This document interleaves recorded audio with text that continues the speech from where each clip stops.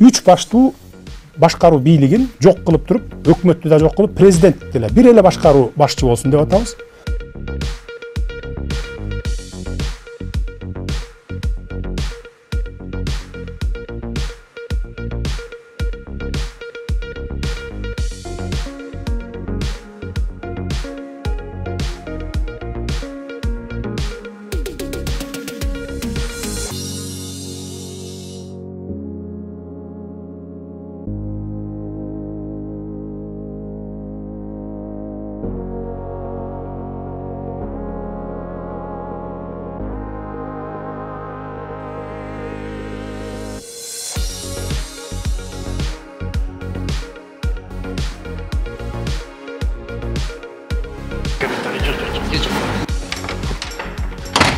Эмне жазылгандар?